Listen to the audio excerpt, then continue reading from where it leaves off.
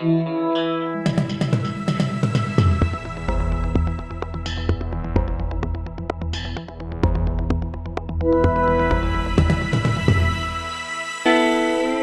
the ashes are finally upon us, ladies and gentlemen.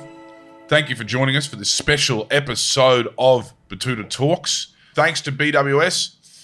With BWS on the way to wherever you're going this summer, you can get your drinks cold and quick with no fear of missing out on the first over. To celebrate this momentous occasion, to celebrate the start of summer cricket, we've got a special guest today. Thank you for joining us, Pete Lalor. Yeah, it's an honour to be here, guys. Thanks for making your way up to the Diamantina, Pete. It's a long way. Well, it's nice to be in the company of such cerebral gentlemen after sort of, doing the hard yards with Gideon Haigh the rest of my life for cricket at L. Yeah. Yes, well, and you and Errol have had similar careers. Errol bounced around the red tops of London for a while there. Yeah, look, let's not talk about that. I had to leave some boxes unchecked in my immigration coming here, so rather not get this Labor government offside, which we already are. You any good at hacking phones? I was. Just Hugh Grant. It was only Hugh Grant. Nah, there's a few more than that. And a few worse than Hugh, I'll tell you that much. But look, we're not here to talk about being unethical. We're talking about cricket.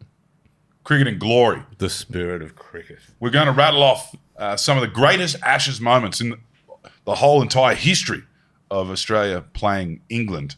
Well, in televised history, because we'll be showing you the clips along the way. That's right. Yeah, otherwise we'd have a pencil and a coconut. Yes. We'd be reenacting them. Yes, I mean, I'm sure there was. And I'm sure a student of the game like you, Pete, would know all of the moments from before televised cricket. Yeah, good on you. Thanks for that, mate. Yeah, cheers. An encyclopedic brain that we just couldn't resist having on for this special episode of Betoota Talks. And it was hard pulling together this list. We bounced it around, didn't we? Yeah. Certainly was.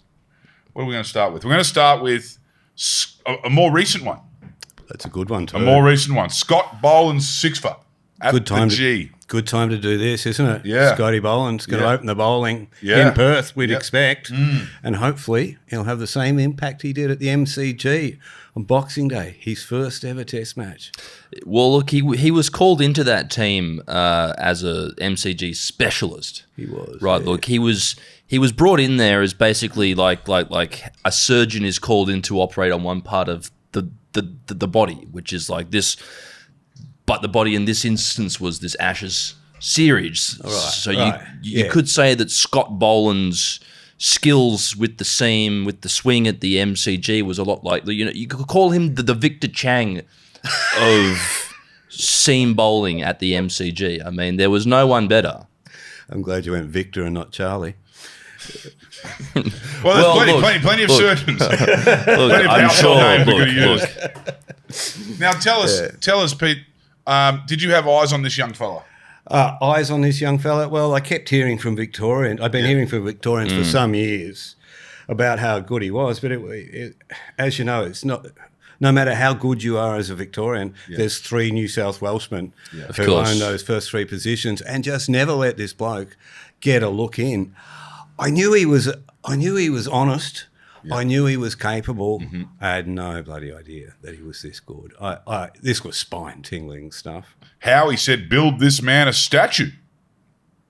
That was what we were thinking on the moment. Yeah. And it's always great on Boxing Day because the whole nation's watching. Yeah, yeah. And he probably did deserve a statue that day. Maybe one made out of Lego right next to Dennis Lilly's. Yeah. I think you might need to do it a few more times to actually get one, though. I mean, you can't build a man a statue for one day's work.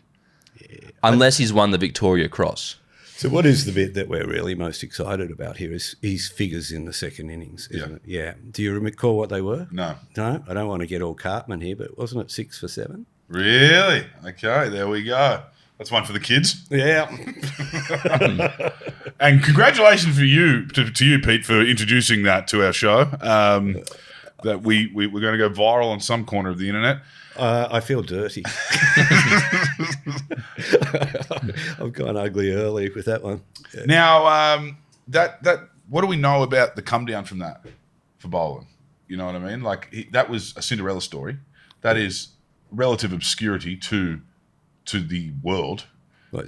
He's played about a dozen tests since, hasn't he? It was basically, thanks for that. You're kind of like the understudy who gets that one night. Yeah. You win the Tony, you're back to being the understudy again. You know. Well, it is. You know, to go back to the analogy of Victor Chang, it's not We're like back with Victor. We're back in the operating theatre. Yeah. It isn't like you know the people he operates on hang around too long afterwards. You know, it's like thanks for my new heart, Vic.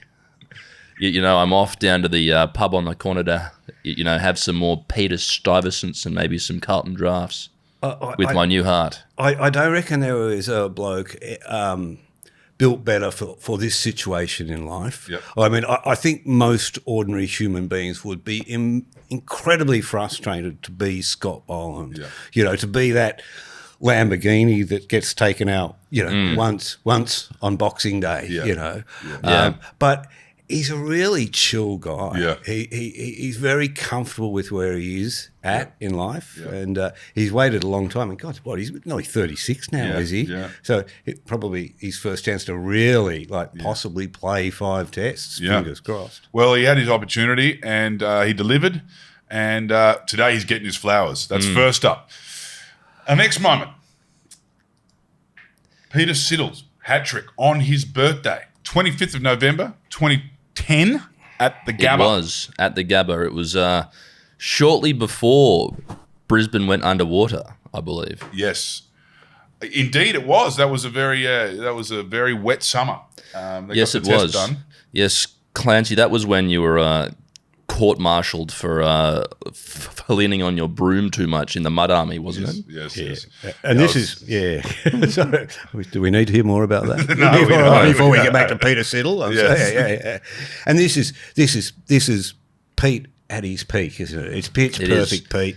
It's not that bogan from the Victorian high country, the axeman who came to South Africa. He had breasts, he had gaps in his teeth, he had funny hair. Yeah. You know, he's built himself to this moment. He's looking very good. Is this the banana era? Is this when he was doing all that shit? This is fixed teeth. Yeah. 40 bananas sloshing around in his guts at this very moment. And he doesn't have the man boobs anymore. No. Unfortunately, he was still stuck with the big Southern Cross tattoo on the back. Beautiful. But nonetheless, you can't see it in that clip. The Socro. Great bowler. Loves Pete Siddle. A real, one of the nicest blokes you ever meet in cricket. And the guy who introduced the concept of the heavy ball to the game. I remember Matthew Hayden talked incessantly about Pete's heavy balls at training.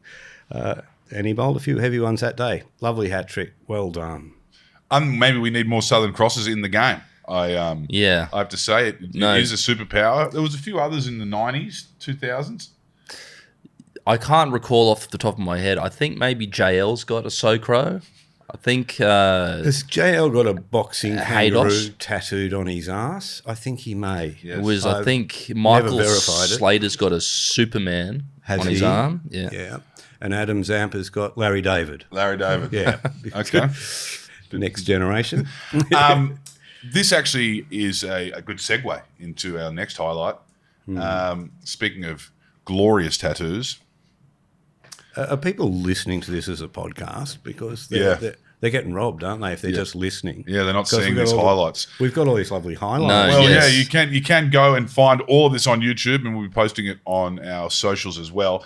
But we've got the clips. So come along to the Betoota Advocate YouTube page, and we'll show you all of this as we talk about it.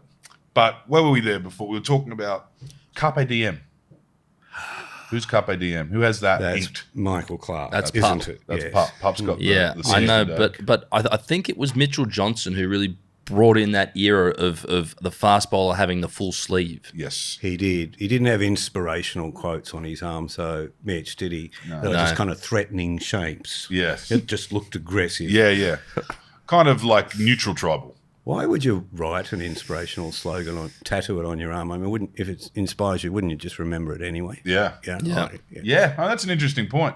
Whereas, Johnson, unlike Pup, he's a Townsville boy, isn't he? So he's got a bit more of an army inspired. That's the AJ look. Just that is that it? sleeve that Yeah. stops right at the wrist where they usually have their G-Shock watch. So and you can hide it under a uniform. So we're now talking about Mitchell Johnson in the 2013-14 Ashes series. Yes. It was kind of like a one-man does the history of the West Indies pace attack. You know, he embodied everything that was threatening and terrifying and homicidal about fast bowling, wasn't it? Yeah. You know, you just watched him and thought, thank God he's on our side. Yeah. And I'm sure every Australian batter watched that and knew that too. But I mean, those poor Australian batters had to actually face him in the net sometimes. It was a terrifying experience. But, look, David Warner copped a lot of crap during the series where he said you could see fear in England's batsmen's eyes, but you know what? You could. Yeah. And you couldn't blame them either. Yeah.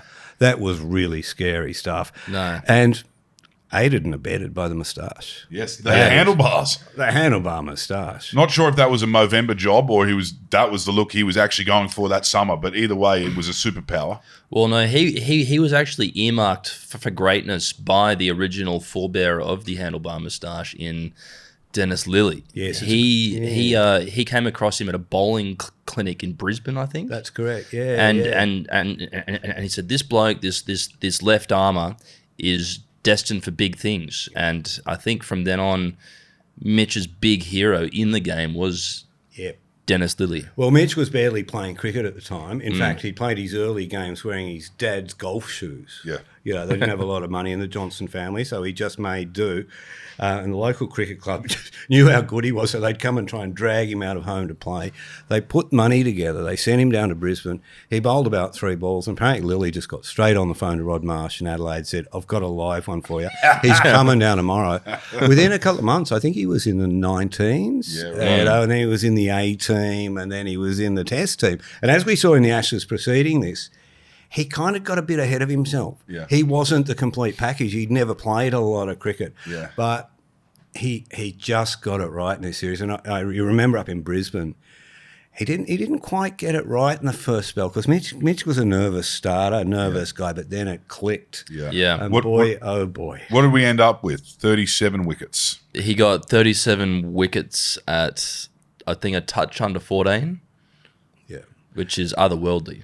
I mean, these days. He had a sense of the Anton Chigurh about him during this. Anton Chigurh, of course, being the leading man in No Country for Old Men. You know, yes, eyes like wet stones. You know, he was here to kill you. Yeah, he was. Look, I'm sorry. It's nothing personal, but it's what I got to do. Yeah. That's the way the coin came down. Well, just a few weeks ago, I think it was Stuart Broad who said that he loved every moment that he did playing against Australia, except for the 10-minute window that he was batting at the Gabba in 2010 against Mitchell Johnson. Yeah. And, of course, that segues us. It's all very fluid, this game of cricket. Everything, there's a DNA through it. You can kind of get from one highlight to the next. Yes. It is. Because, we have such long careers in the game, as we said before. Scotty Boland, 36. And we're going to talk about some blokes who played, with a bit of blue smoke blowing out of their ass a bit later on. But just on Johnson, what did he do to Jonathan Trott? Yeah, well, this was a story that was a while in the making because Australia had been in England earlier in the year and Johnson hadn't played a test match against them, but he played some one-dayers against them. And they saw something. They saw something in the way Trott played him. And they thought, Trott was a very, very good batter. Let's not underestimate his skills as a batter. But he just had the heebie-jeebies when he faced Mitch in these one-day games. And Australia banked that and put it away. And you see what happens in this series. He is just not up for it. I mean, you read his book and you actually feel sorry for the bloke. This bloke is in a world, of mental pain already. Yeah. And cricket, if you're not on an even keel, cricket's the worst possible bloody thing you could do. Do you reckon the yips are more severe in cricket than any other sport? I mean, it's up there with golf. I mean, of course, there was the famous instance in golf with Ian Baker Finch, who got the yips badly, but obviously went on to a very illustrious commentary career. But back to cricket, I think what happened with Jonathan Trott was that I think the media sort of amplified this as well. I mean, where you've got the British press who are very quick to turn on their own very quick. And then you've got the Australian media down here. Lovely I think people. they just Lovely, probably thoughtful, love a generous, for the most part. welcoming. For the most part. Yeah. But I think that to what you were saying, that cricket can undo you very, very quickly if you're not there. With Trot, I think he just, it was like having one loose thread on the cardigan. Yeah, that's the one. And Mitch just kept on pulling it and pulling it and pulling it. And then the team all got a handful. And then all of a sudden, he's on a British Airways flight back to London. And look, there's some irony in the fact that it is Mitch Johnson that undoes a guy in this mental state, because Mitch had found himself in exactly the same position as a bowler in England on the previous Ashes tour. He bowls to the left, he bowls to the right, Mitchell Johnson bowls right. And Jono says they were in his head. Yeah. He admits that. I helped him write his book. And that got in his head. That song went round and around in his head while he was playing cricket. He couldn't get while he was lying in bed. Yes. What is it now? I think I read something that I'm not very good at popular culture, but it was something from some teenage girls movie that he was singing to himself during this 2013-14 Ashes series. Mean Girls. He told us it was some sort of heavy metal music that he was listening to. No, it was something like from The Princess Bride or God knows. Oh, yeah. Oh, I mean, anything to beat the sound of those awful poms. If we had a research, we could probably Google that and let us know. Yeah. But, he was singing "Let It Go" from Frozen. Let It Go from Frozen. Was he a young father at this point? I'm wondering. I'd suggest he was. Yes, he was. His girls were listening to it. Yes, that's it. Okay. I mean, that is an earworm for anyone who's heard that song. Could you hum a bit for me? I've never heard it. Although, if you ask me, I think it's literally "Let It Go." I would have thought that movie was only, probably 5 or 6 years old, but it's obviously been around now for 15 years. Yeah. Right, yeah. Well, I've avoided it for 15 years. Keep trying. You were just setting yourself up for an earworm then. You're lucky my throat's a bit off. I would have sung it for you. All right. One thing we talk about in cricket is the ball of the century. Yeah. And it's a tough one to call. But I think by about 2013, in the new millennium, people were ready to call that. Yeah. That this was at the Wacker in 2013. Ryan Harris, the ball of the century. Agree? It is one of the finest balls I've ever seen bowled by a seam bowler. You look at that Wacker pitch. I mean, he's got the new cherry. Yep. That Wacker pitch has got massive cracks in it, but that hasn't hit a crack. Yeah. It's swerved, it's straightened, it's taken off stump. It is, as I said, pitch perfect bowling. And just, in a way, a hint of what we really missed there. Ryan Harris didn't play a lot of tests for Australia, but I think at his peak, he was probably one of the best bowlers I've ever seen bowl. And that delivery tells you why. But, he wasn't just a sweatband swinger either. He was a hard-working, big-chested brute of a bowler. He is. He has that old-fashioned, warhorse build. He kind of reminds me a bit of a Jacques Callis that's a bit more flexible. I always got the impression that Jacques, was as stiff as a boogie board. Yeah. But they called him Rhino. That was his name amongst the team. And he was, And look, and that's no bum with the bat. Yeah. That's Alistair Cook. Yeah. Who can make some runs and who does know how to defend. Yes. I mean, pretty much what he did. He defended and deflected for most of his career. But there ain't nobody stopping that ball. Sometimes you recall the ball that Mitchell Starc bowled to Graham Smith, that last delivery in the SCG test when Smith already had the broken hand. But that deviated off the crack and did that. This is just a perfect bowl. It would have hit the top stump of any pitch. And I defy any batter to actually hit that ball. You just can't do it. It's one of those ones where you go to the batting coach and say, "What did he do wrong?" And he said, "He missed it." Yeah. Because you just can't hit it. You think it's there, but nope. sometimes you just get a good one. Yep, and he got a good one. Harris went on to take 22 for the series. Nothing to be sneezed at for a warhorse. No, absolute warhorse. The guy who had to be sort of lifted out of bed in South Africa in the last test of that tour, and then bowled all day and took the last 2 wickets with, a bee's dick of the game to go. I love Ryan Harris. Got the job done. Yep. And now coach of South Australia, and he's had Brendan Doggett under his arm, so hopefully a bit of that's rubbed off on Brendan. Okay. Yeah. Well, these are the type of people we want. As we said, the DNA is strong between all of these different highlights. Now, we've got a few grogs here on the table. Pizza, Cooper's Green Man himself. It's like Linus's blanket. Yes. Yeah, it's just my comfort beer. Delicious beer. We've got a few Carlton Dries here as well. Obviously, mid-strength is the go in the stadium, and it is for Queenslanders in general. That's the go. You're at home. You're at home on the couch. It's all we can handle. It's all we can handle, and also you don't want, you don't want it going warm. No. So you don't want to drink too fast. So we've got to figure it out. The thing about this time of the year is, people get a bit antsy about where they are at certain times of the day. They do. You don't want to miss the first ball. You don't want to miss the first over. Yeah. We've got to find them. You've been in situations where you're out somewhere and you've got to just get into a pub, whether or not you're having a drink or not. You just got to see the first ball, first over. Yeah. Yeah, that's right. No matter where you are, you should be in front of a screen for the first ball, first over of the Ashes series. And when it's you're like at home, standing for the anthem, for God's sake. It's your national duty. And you need to get your chores done at home because you just can't. You need a bit of elasticity there. Yeah. You've got to. You need some leeway. There is nothing more important than being somewhere for the first ball, I think. I know. And even if you're driving, I mean, for the first over, you turn it up a bit. Yeah, that's right. Speaking of driving, if you are suffering from first over FOMO, BWS is pretty much on the way to wherever you're going, anywhere in this country. So you can get your drinks cold and quick with no fear of missing out on the first over because you don't want to miss out on these Ashes moments, the type of moments we're talking about. The next first over moment, I would have to say, came on the 8th of December, 2021. Starc's first ball. Oh, nice one, this one, wasn't it? Yeah.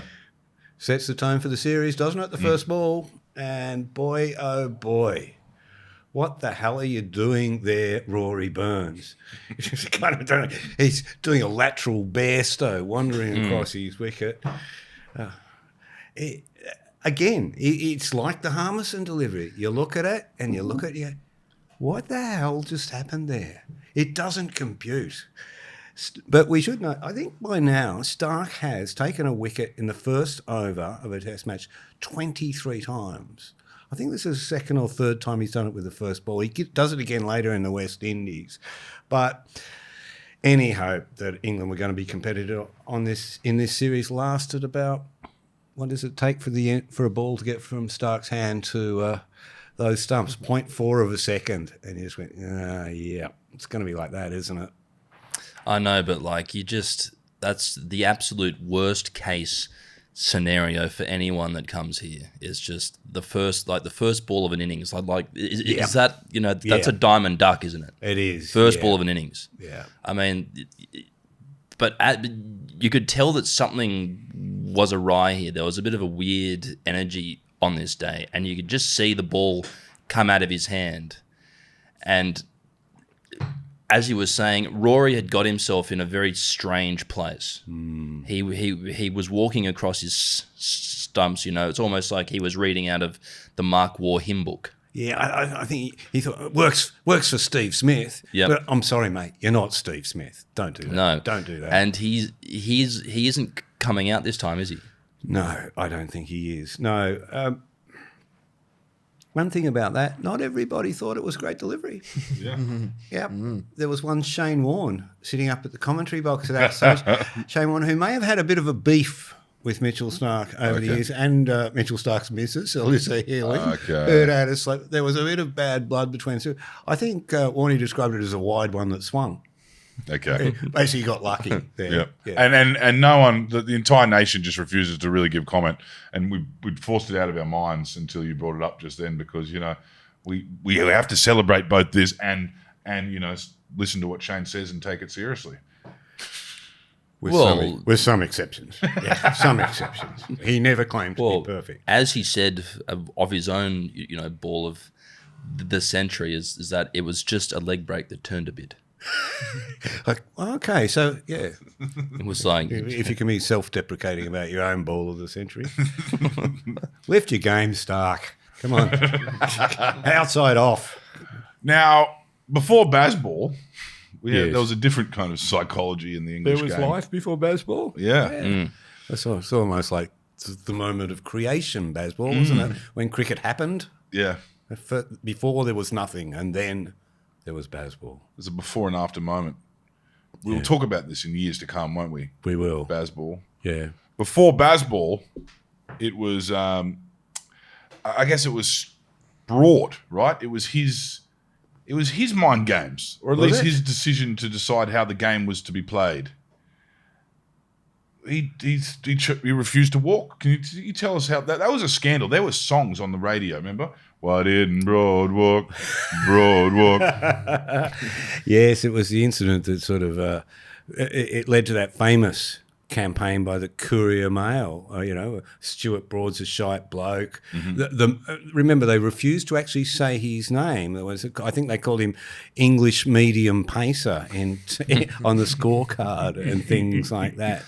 It was kind of amusing. Yeah. But I note that Broad actually did get some psychological advice to Oh, help right. him cope with this situation. But you were right. Stuart Broad, they're very good at the spirit of cricket, and no one will forget that it was Stuart Broad who sort of carried on like a pork chop toward the Australians at Lords after Johnny Bairstow got himself out in that humiliating fashion. Yeah. It was Broad who turned to Carey and said, "You'll be remembered for this for the rest of your life." Well, Broady knew, didn't he? Yeah. Because Australians remember him for one thing. Yes, He didn't walk. yeah.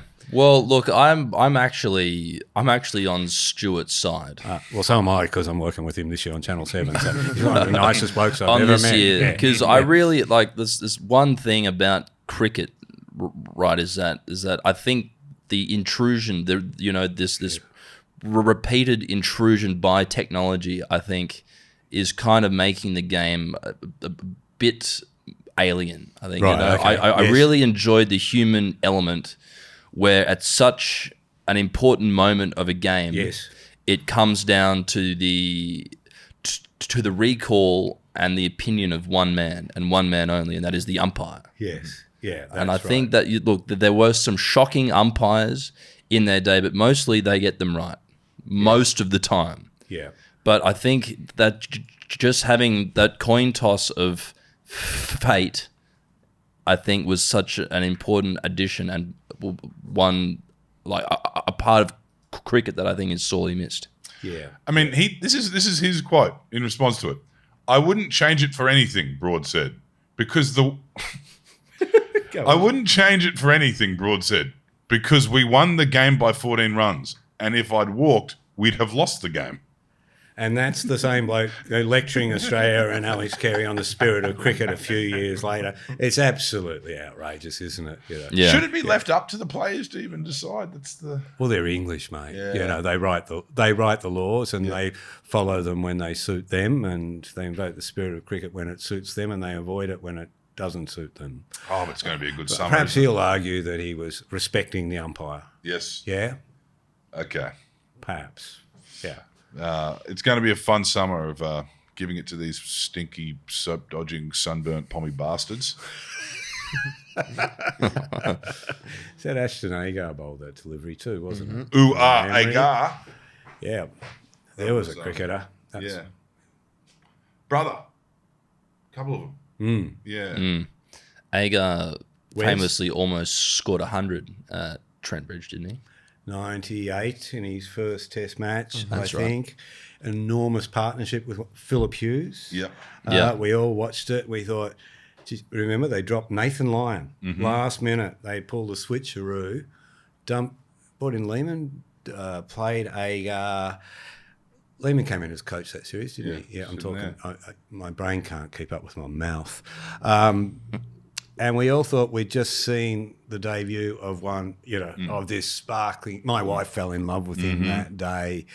This kid's going to have the greatest test career, can bat like all get out, should have had that 100. Guess what? Only played 4 more tests. Yeah. Yeah. hope Sam Constas isn't the same story. Well, you know, I'm getting that thought as I'm talking about it. You know, we all fell in love with him in one innings, and they've both got the Diamante earring. Yeah, but I tell you, I think Constas has more upside to his batting than Ashton Agar. Ashton Agar is a very good cricketer and remained a good bowler, but a little bit like McGill with Warren too, couldn't get past Nathan Lyon. Once Nathan Lyon got on top of his job, you weren't going to squeeze him out. There's something in Constance as well that I think he's starting from a good place where from that Boxing Day performance, he already has a complicated relationship with Australia from the start, which every cricketer goes on to have. You know, yes, he's already got that done. Everyone knows he's a live wire. I tell you, Australia might have a complicated relationship with Sam, but nothing's complicated with Sam. No, it's simple. Yeah, he's a sweet, great kid. Yeah, he's got a fantastic approach to life and cricket. Yeah, hopefully they don't break him. Yeah, it doesn't break him. I mean, all of this stuff. There's been it's been an interesting management, wasn't it? Hasn't it? God, if we could just live that Boxing Day over and over again. It was a fairy tale, wasn't it? Yeah. But so too was Ashton Agar's Test debut. Mm-hmm. Oh, my wife was in raptures. Yeah, he was a handsome young fella. He was a handsome dude. Yeah. Still is. And that's it from us this week on this special episode of Betoota Talks, where we're digging through the archives and looking at our favourite Ashes moments over the years. Thank you for joining us, Pete. Honour to be here, guys. Honour. Thanks to BWS. BWS is pretty much on the way to wherever you're going, anywhere in this country. So you can get your drinks cold and quick with no fear of missing out on the first over, because you don't want to miss out on these Ashes moments, the type of moments we're talking about. And we'll be back next week with another round of Ashes highlights. Thank you for tuning in.